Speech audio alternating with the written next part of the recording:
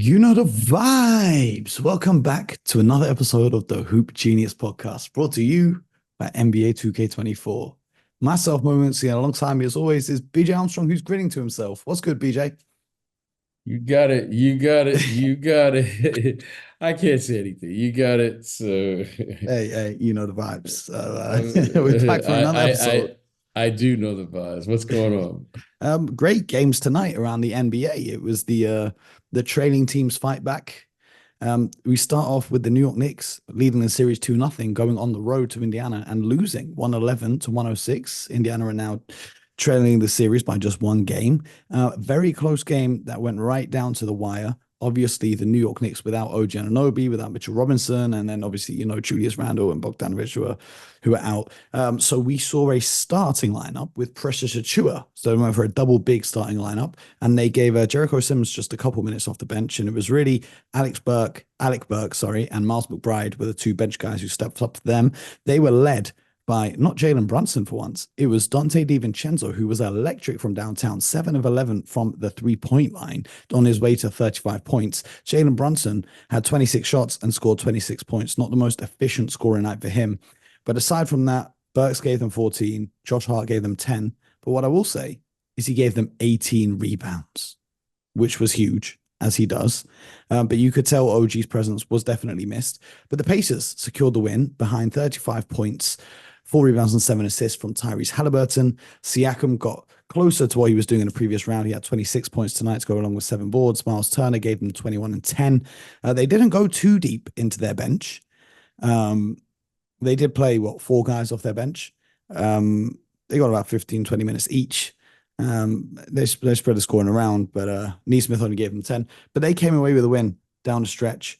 BJ, what were your thoughts on this one? Because the Knicks had the lead late in the game. And then late in the game, here's what the Knicks had. They are in like the last stretch of the game, they had 4 field goals. They missed 3 free throws. They gave up 5 offensive rebounds. And the Pacers found a way to come back behind Andrew Nemhard, hitting a huge deep three to take a 3-point lead with 16 seconds left. And then Jalen Brunson, with about 10 seconds left on the clock, tried to shoot a three, but he was trying to draw a foul, which I was not a huge fan of. I would have rather, there's still 10 seconds on the clock, find a way to get a better shot than that. But what did you think?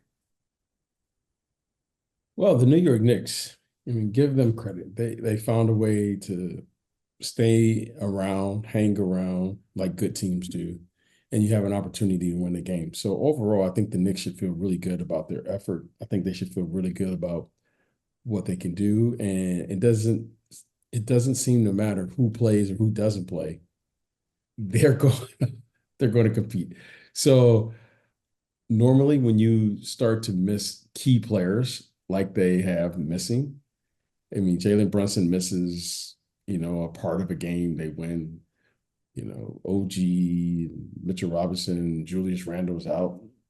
They just find a way. So Alec Burks comes in, has 14 points. He hasn't played what, I don't know. I mean, I don't even know if he's played the He, entire he he's playoffs. played a little bit, but he's not a big minutes guy for the Knicks. Yeah, I mean, it's just they find guys and they step up and they find a way. You have a 6'4" guard playing the power forward position in Jason Hart. He gets 18 rebounds on the road. I mean, it's just amazing to watch. So give them credit. Now, let's get back to the Pacers. They won this game, and I don't understand unless it's just a matchup. I think it's such a contradiction in styles that I think the style of the Knicks really bothers the style of the Pacers. It has to be because it's not personnel.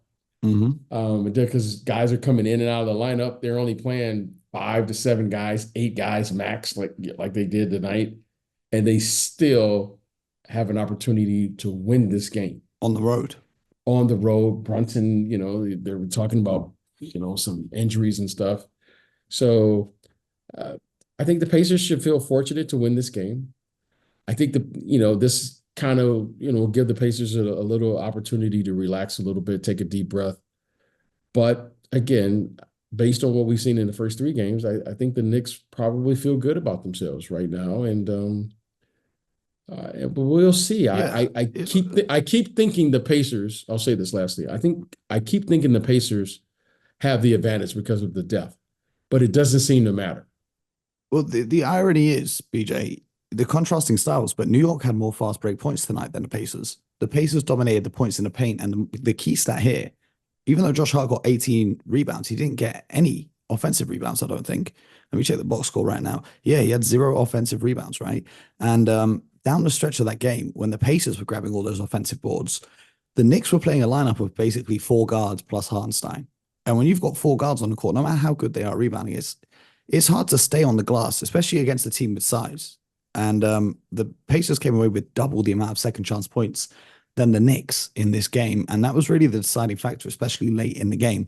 But heading into game 4, how do you see this one playing out? Do you think the Pacers, do you think they're looking at tonight and they think we just got to do that again? Or do you think they're going to make some more adjustments? Well, I'm just going to say from a conditioning standpoint, overall, just depth of the team.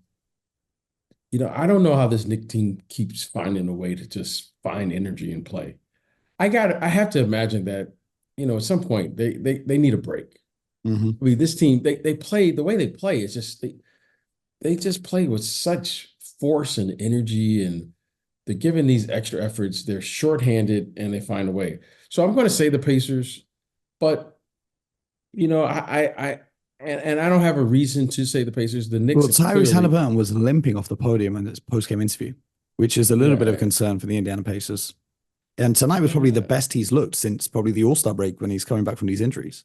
yeah. You would think, but I'm just gonna stick to the Pacers because the Knicks just seem to play a brand of basketball that fits for the playoffs, and it really seems to bother this Indiana Pacers team. So, but I'm going to say the Pacers, and we'll see what happens in Game 4. Here, what is that on Sunday? Is that the game on Yeah, Sunday? it's Sunday, and that's the one I'll be covering on TV. So you guys will tune in and see me right there. But yeah, it gets the Pacers back in the series. No one wants to be down 3-0, and that makes Game 4 the pivotal game. And Sunday we'll also have a pivotal Game 4 between the Denver Nuggets and Minnesota Timberwolves because Game 3 tonight. This is the definition of why you can never count out the heart of a champion because the Denver Nuggets responded in a big way. They won 117-90 on the road in Minnesota. And you've got to think about the factors in this game.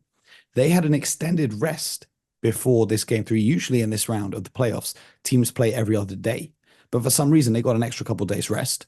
And during that rest, they heard everyone talk about how the Timberwolves are going to be crowned champions this season. The Timberwolves are going to sweep them. Anthony Edwards is the next Michael Jordan. And in the midst of all of that, Jokic gets his 3rd MVP. And he came out to prove a point tonight, and the entire team did. They looked locked in on both ends of the floor. If we go through the stat sheet, Jokic, 24 points, 14 rebounds, 9 assists. Jamal Murray got hot in the first half, which is a rare sight for him in the playoffs. I think he had 18 in the first half, and he finished with 24 because they were just blowing him out. You don't really need to go hard till the end of the game.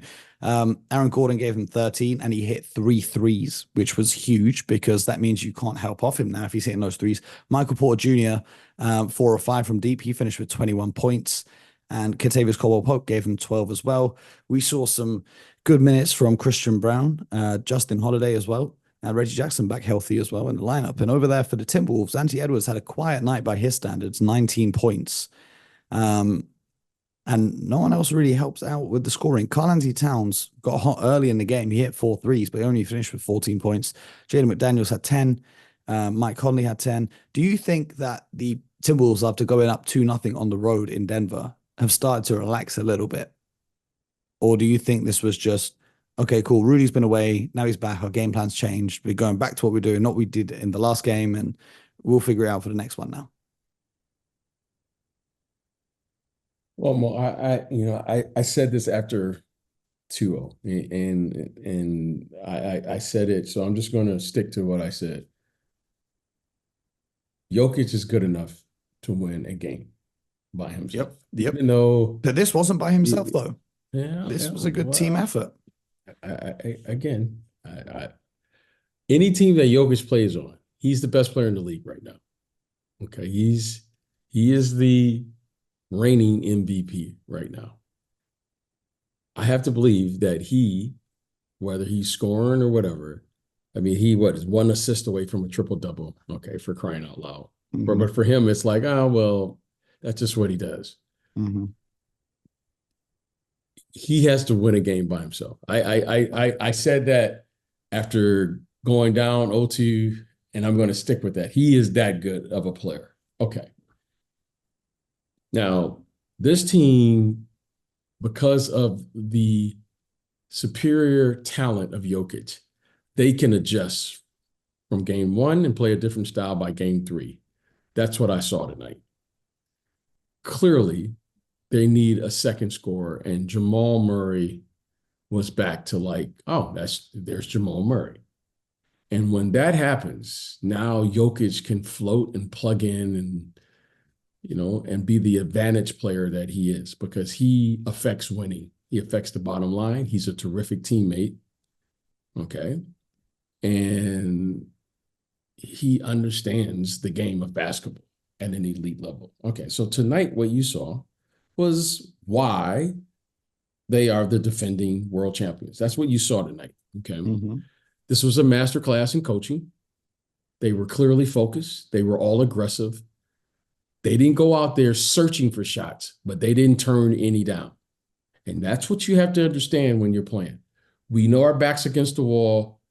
We have to go down playing our style and our brand. And they did that from start to finish. Now, this was a lesson to be learned for a young team like the Timberwolves. And the hard thing about in the playoffs is you're sitting around and everyone's just singing their praise. Oh, you're up 2-0. Oh, you're this. Oh, you're that. And you could see they were a little flat. Now, to be expected. Game 4 is going to tell me something now. Because what's going to be tested by the Minnesota Timberwolves is their resolve with the game. This game is going to have... Yeah. This is the game 4 usually decides the winner of the series.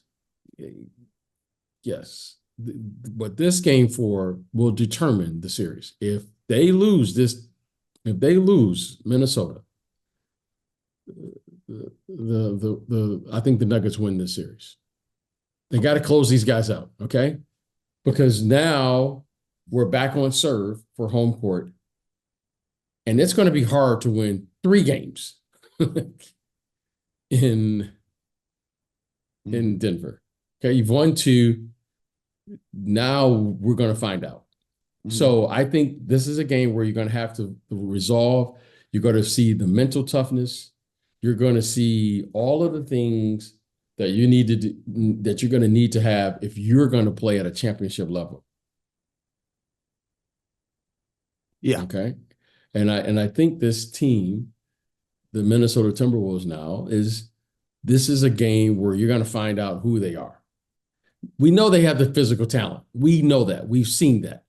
Now, do they have the mental talent and the mental toughness to challenge a championship team and knock them off? Because when you're fighting a champion, you got to knock them out.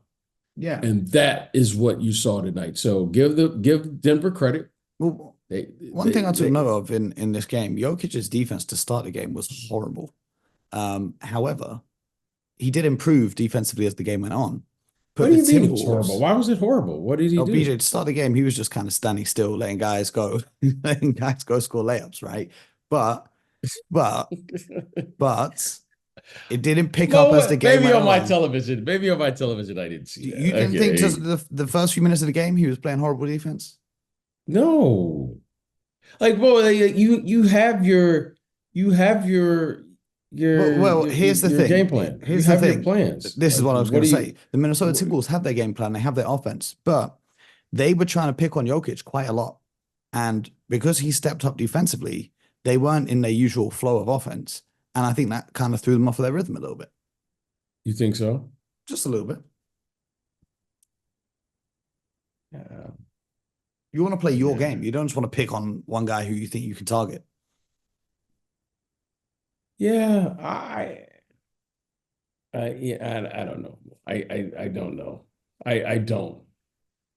I just think when you have a key moment or key game like this, The first thing is the worst thing would be for him to put his team at risk by getting 2 quick fouls.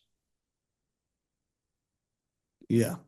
I mean, you got to look at the big picture, right? You can always adjust during the course of the game, but you don't want to put your team at risk when we're depending on him clearly to play 35 plus minutes if we even have a chance to win this game. So sometimes, well, you gotta live to fight, another day. And I think that was the right thing to do. For whatever reason, they snuck in there. Clearly, you want to involve Jokic, right? We would love to get him in foul trouble, but he can't do that. I mean, especially that early in the game. But as the game goes on, everyone makes adjustments. So I thought they were fine. I thought they played the game with a lot of composure. I thought they were locked in, ready to go. And game 4 now is the game. This is the game of the series, in my opinion. Yeah. Definitely. That's a fact. We're going to see what happens in that game 4, but we've got a couple game 3s coming up tonight that are going to be pivotal as well, because both of these series, I still don't know the plural of the word series. Can someone please let me know? We have 2 matchups that are both tied 1 apiece. OKC Thunder and Dallas Mavericks. Get us underway. Who have you got for that one, BJ? I'm going to say Dallas tomorrow. I think Dallas will come back. Home? Yeah, back at home. I think Dallas will come back, and it'll be an adjustment for OKC. But I think Dallas will come back. But I'll say this: I think when the series comes back to OKC in Game 5, I think it will be all tied up. Okay. I think this is an evenly matched series. I think Dallas games. Yeah, I do. I think this team here, because you could see this is a very close, it's a very competitive series. And I think something like an injury or someone's not healthy, because Luka doesn't look healthy to me. He just doesn't look healthy to me at this point. And I see some changes that can be possibly made by the OKC, because they're going to have to figure out how to match the physicality up front. Mm-hmm. And I think they can do it if they want, but maybe they just haven't, said we're going to do it. Biombo's theme song playing in the background, I hear. Well, they're going to have to do something. I don't know when they're going to have to do it. I don't know what they're going to have to do, but at some point you got to meet the physicality of the game. And when the game gets tough, when the game gets a little physical, and Chet, he tries, but he's just not big enough to do it at this stage of his career. So they'll figure it out. They'll do something, but they're going to need another big body to play alongside Chet, especially if Giddey isn't making threes. So you're going to have to do something to counter the disadvantage that they have up front, because you can see their bigs are trying to play a little bit physical, and I don't think they are an overly physical team, but clearly they think they have an advantage against the front line of the OKC Thunder. What about the Boston Celtics going to Cleveland with the series tied 1 apiece? Well, your Celtics, they play with fire, and sometimes. Yeah, they play with fire. I thought you meant they play in a fiery way. No, they literally play with fire. They play with fire, and close to fire. Exactly. So, but this is who they are, and they could come out in Game 3 like they normally do, and they will come out and establish that, hey, we just had a letdown for whatever the reason may be, and then they win 2 games in Cleveland. But I think they're playing with fire. I'm going to pick the Celtics, but I don't like it. But I think I told you this off air. The Cleveland Cavaliers are better by subtraction. Yep. We've said this like 100 times this season. Yes, they're when one of their starters is out, they're better. And Evan Mobley now, that's the player that I always, I've been saying this about him, and I'm a huge fan of Evan Mobley. Now, he was just simply, that's the player that you say, that's who he is. But for whatever reason, when all of the starters are there, someone gets lost in the shuffle. And more times than not, it's him. So if I was if I was the Cavaliers, I would feel really good about this. I feel good about their matchup up front. Mobley seems to have a nice rhythm going on both sides of the ball. He's protecting the basket. And Donovan Mitchell was playing terrific as far as scoring the basketball.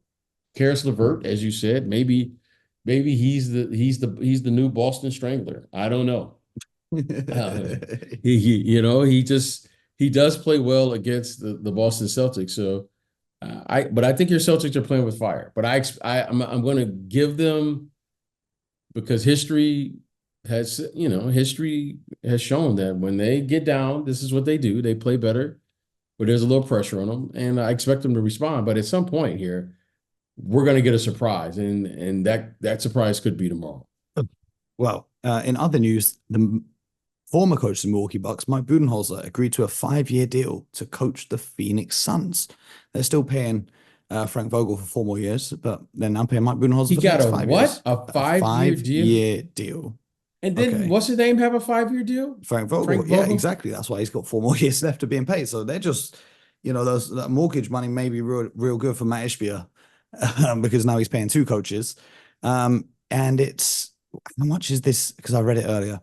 How much is he making on his contract? It's over $50 million. Now, I don't understand this, right? Help me understand this. No, I need time. You can talk. I'm going to. Okay. I'm going to You've signed a listen here. coach for 5 years. Kevin Durant is under contract for 3 more years, right? Bradley Beal in 3 years will be an expiring contract. Only Devin Booker is really signed long term. Oh, and you got 3 more years of use for Nurkic. Okay, cool. You've got Mike Budenholzer, and okay, I think he's a great coach. Even though I've said things in the past about the way he coached Milwaukee towards the end, but I do think he's a great coach.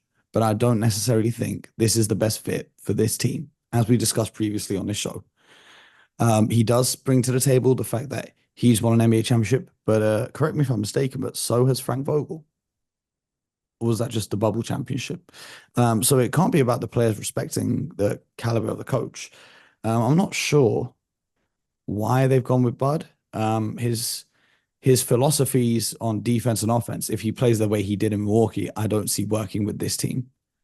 They don't have the shooters for it, and defensively, they don't have the defensive caliber players like a Drew Holiday who's going to chase you over screens. Maybe he thinks he can turn Grayson Allen into that, but Grayson Allen is a free agent this summer unless he sign an extension.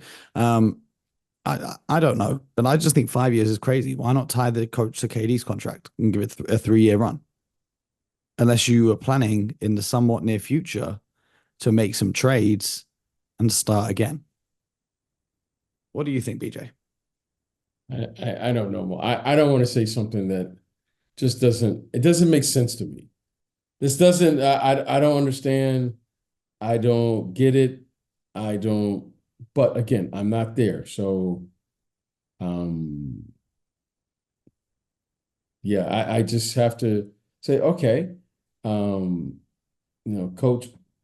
Coach Bud is, look, he's a championship caliber coach. I don't know what to say. Like, I don't know what to say here. I mean, you give the previous coach a 5-year deal, you fire him after the first year, then you give the next guy a 5-year deal, and as you said, reported over 50 million. So I don't know. I don't know. I don't know. I don't get it. I don't understand. I don't know. But okay, let's move on. I don't know what to say. I don't know what to say. Like, I don't know what to say on this one. Like, I don't, it doesn't, I know what I know and I know what I don't know, but here's the thing I have to learn. Like, okay, what's going on here? I don't want to question. They know what they need. I'm assuming. And okay, well, here's the thing. Kenny Atkinson, Steve Nash, Jacques Vaughn, Monty Williams, Frank Vogel, and now it will be Mike Budenholzer. That's 6 coaches in 6 seasons for Mr. Kevin Durant. Over the last 5 years, Kevin Durant's had 5 head coaches, 3 playoff sweeps, and 2 playoff series wins. It's not looking good. Do you think he should have just stayed with the Warriors and then we'd avoided all of this headache? Who's this? Kevin Durant. Mo, it's a when you're young, Mo, you have to try things. Now, when his career is over with, I think that's the time for us to look back and say, coulda, woulda, shoulda, oughta. Okay. It's easy for me to sit here with the experience that I have working in this league, playing in this league, being an agent in this league. There's a lot of things I can say right now, but he's currently in it. So let's see how this all plays out. There's some things that, yeah, this is what experience teaches you. This young man is a great player. He's not a good player. He's a great player. He's an incredible scorer. He's shown that he is one of the elite scorers all time, in my opinion. That's how highly I regard him. Now, all the other stuff, you got team building, you got rosters, you got teammates, health. There's a lot of things. He's Western Conference, Eastern Conference. So, but we'll see. Well, I mean, we'll see how it plays out. I just think he's held to a standard of excellence where if he doesn't win a championship, it's like, well, he should have stayed at Golden State. That's easy. That's the easy. But it's not that he's not won championships. He's not been close to winning a championship. It's not like, oh, he's not won a championship. It's like you got swept twice. You only won, 2 series in the last 6 years? Obviously, you've been injured, which is part of that. But now you're in a 6th head coach or whatever it is. Like, that's the reason why, if we're talking about the great scorer, one of the greatest scorers of all time and whatnot, that's why these questions are being asked. Not because he's simply not won a championship. But again, when I watch the game, and you hear me say this all the time, there has to be accountability with constructing these teams. Mm-hmm. That's the one thing that, if there's anything that I would love to discuss more than the actual game itself, is the construction of these teams. That's the art that we're missing. That this whole thing now with, and I don't feel like, you hear this term and then you say, oh, he doesn't like it. Okay, analytics, I want to say this before I say this, should be incorporated into the decision-making of every team since the beginning. But it can't be the only thing that is utilized to put together a team. Now, in saying that comes the responsibility. It's an art, and when you're putting together these teams and you're constructing these rosters and you're building around players and you're doing these things. So the lazy thing to say is, well, he got swept. I'll always say this. No one person gets blamed when you lose. Okay, but to your point, analytics wasn't the reason the Suns were built this way. Because if they had gone with the analytics, they wouldn't have built a team where it's 3 mid-range scorers and not a lot of depth and not a lot of guys that can shoot threes on the roster. And they're like the anti-analytics team in the NBA right now because they're probably the only team that doesn't want to shoot a whole bunch of threes. No, I'm not utilizing analytics. I'm just saying, if you're going to play this game at a championship caliber level, you have to have a blended way to play. I don't care if you have your best players. If your best player, blended brand of basketball. If your best player is a mid-range player, then construct a team where it's a blended. You have other players who can shoot the 3 or do whatever. If you have a team that's maybe your best player is a center, then you better have some guards who can get him the ball. When you look at this team, there's a glaring weakness. It's a glaring weakness. In today's game, what do we always say about the guard position, Mo? What do you always hear me say? You want to play downhill. You want to play downhill. So is it Kevin Durant's fault that they don't have a guard who can play downhill? So now it's easy for me to say, well, Kevin Durant got swept. Wait a minute. Now, I've been watching this game for quite some time, Mo. No man, No one person can play when you're at a huge deficit. You're at a massive deficit. Whether he's the best player, yes, he will get the praise by today's standard in the media. I get all that. However, the truth remains, if there's such a thing as true, and probably not such a thing as true. I, as an adult who's watched the game, have to say the following. Yeah, he's the best player. No doubt about that. But you're not going to win in this league today if you don't have a player who can play downhill.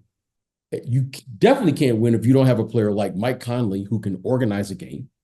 And for sure, you're not going to win if you can't get the ball to your best player where your player can operate.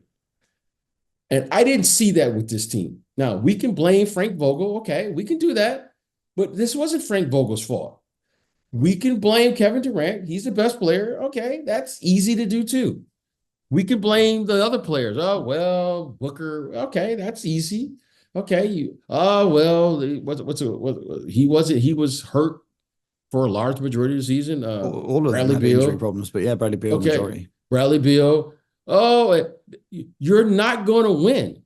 So we have to take some accountability to tell it like it is. And when you look at the Western Conference, you're playing against high-level players. You're not just going to beat up on Anthony Edwards. I mean, it's going to take a high level to beat him. It's going to take a high level to beat, a Jokic.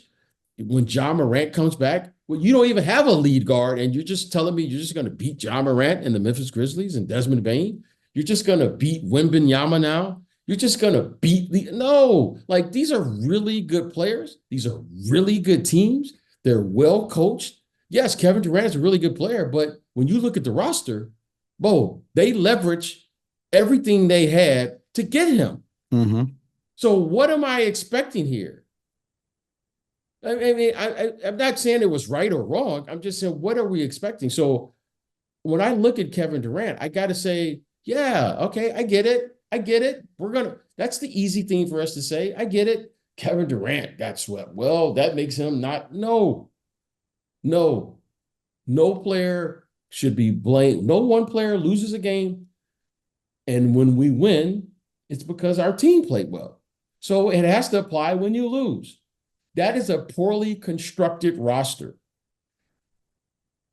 Who do you blame for that? Well, they did what they had to do because they wanted to get a star player there. That's a fact.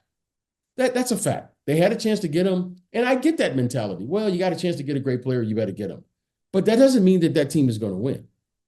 And now give this group an opportunity with Bud and whatever they're going to do, because they got to do something. Because I can assure you this, the Western Conference is going to be a monster next year. Yep. Okay? So they can't stand pat. Coach Bud is not going to get any rebounds next year. I can assure you that. Okay? Okay? He's not playing downhill. He's not playing. Okay, I can assure you that. And I can assure you this. They got to do something at that guard position. They got to do something. And they have limited money as far as to do it with. Yeah. Yeah. So and limited options. Bradley Beal's got no trade clause. I'm not blaming Kevin Durant for that. I'm not blaming him. I'm not even blaming the front office. I'm just saying, I'm looking at it going, what can they do? They made a decision. Now let's live with the decision. But for me to sit here and say, well, it was Frank Vogel. No, it wasn't. It was not Frank Vogel's fault. It was the fall guy. Okay. And to look at that roster and go, it was the ownership and the front office's fault. But here we are. Yeah. Hey, I've seen this pattern. And here's what all new owners do this. They come in and they have to have a learning curve as well. That's it. They all come in and you have to have a learning curve as well. Yeah. And you have to learn the following. You have to build a team. That's the construction that takes time to understand in this league. I didn't come in this league in day one and I said, well, I got the formula. No, it took time for me to say, oh, you need depth. Oh, you need shooting. Oh, you need defense. Oh, you need rebounding. Oh, you need role players. Oh, you need a lot of different things. That takes time. Okay. And that takes time to do. And now let's allow the Phoenix Suns to go through this is Matt Ishbia's first time at it. Why? What do we expect?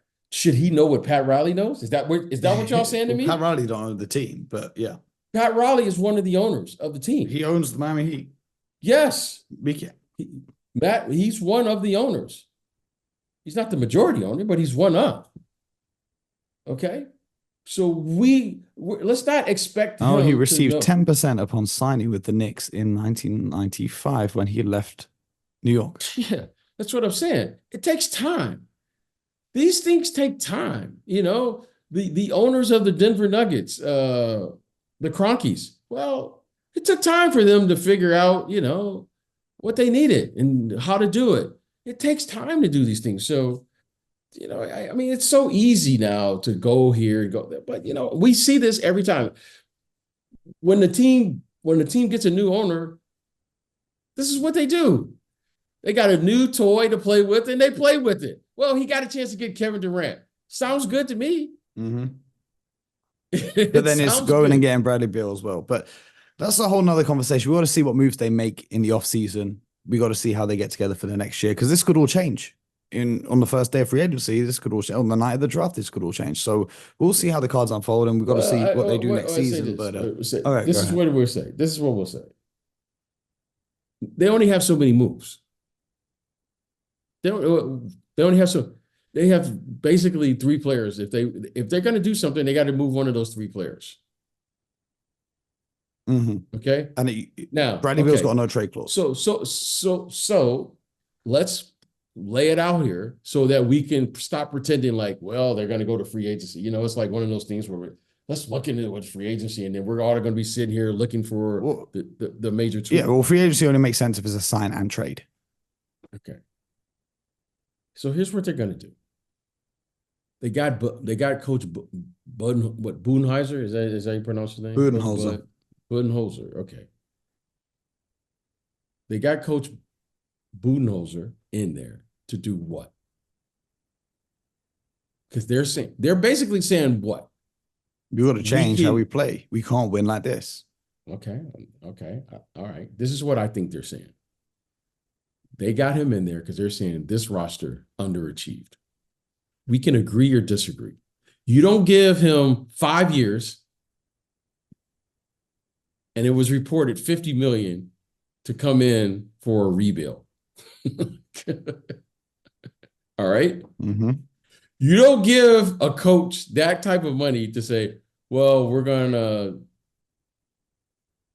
trade and get what in free agency?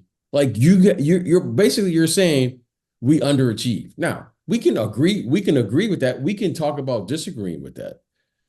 But the truth remains that they feel good that this roster is good enough to compete. Fair play to them.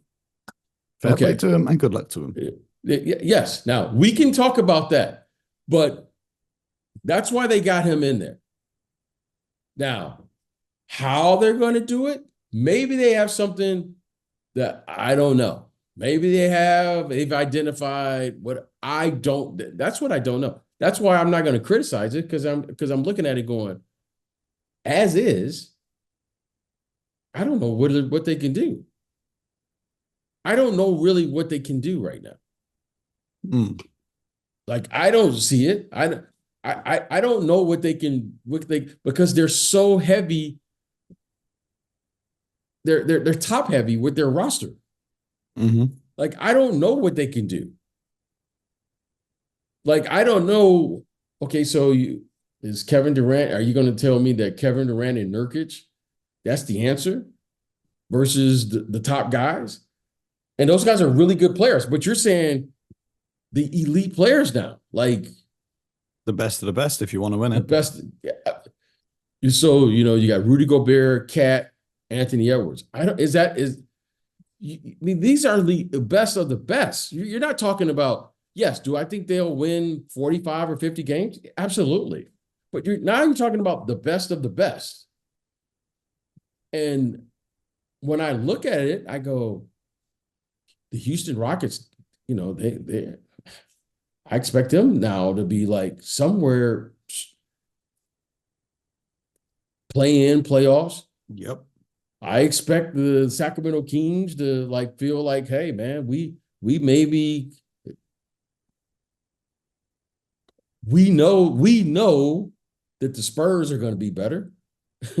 Yep. They can't keep Victor Wembanyama Really, out. aside from the Jazz and the Trailblazers, every other team in the West wants to make the playoffs. This is what I'm saying. This is what I'm looking at the rosters. There's This going has to be nothing to do. three This very is going to be disappointing tough. teams in the West next season. There's going to be Look three how very disappointed ones and two more who are absolutely enraged at themselves in losing in the play-in. Okay. As long as Jokic is playing and Murray, they're going to be good. Minnesota, hey, they've arrived. OKC is arrived. Dallas is going to be here. So I'm looking at the rosters going, those are good players, but these other teams are just really good. They're younger. And more importantly, they have more cap flexibility. Mm-hmm. So I'm not sure what the evaluation is when you start looking and comparing as is. Now, maybe they got a rabbit to pull out of their hat. I don't know. But we can talk about that at that time. But as is, Mo, I'm not convinced that this is a championship caliber team when you look around the rest of the league, because that's how you have to build this thing. Everyone can agree with that. I think yeah, that's what I'm saying. When you start, you know what I'm saying? Like when you start looking around, I mean, Mo, I think Houston is going to be a tough out next year. Yeah. I think they're good. OKC, Minnesota, Denver, Clippers, Lakers. I mean, it's going to be a fight. It's going to be a fight. So, congrats. I think Coach Bud is a terrific coach. Clearly, he's a championship caliber coach and all of those things. But if you're asking me right now, I think they have some major decisions to be made in order to put together a roster that can compete against the other teams in this league. Absolutely. And I think that's a fair assessment of where they're at today. Yeah, absolutely. And we'll be here for every step of the way with every move that they make, breaking it down right here on Hoop Genius Podcast. So make sure you subscribe on YouTube, Spotify, Apple, or wherever you get your podcasts from. BJ and I should hopefully be back tomorrow. I know BJ's a busy man, flying around the world, doing different things in the basketball world, but we're going to try and get a show in tomorrow. I'll be here regardless. You may have to listen to me talk to myself for half an hour in the worst case scenario, but we'll find a way. And make sure you guys stay locked in. The NBA playoffs continue. And mate, I'm just a little bit nervous about the Celtics tomorrow, but we'll get into that in the next episode. You should be. A wise man once said, BJ, you will not understand this reference, but I hope our listeners do. I don't get nervous, but I'm a little bit shaky. I'm going to explain that to you after we finish taping. In the meantime, you guys get buckets.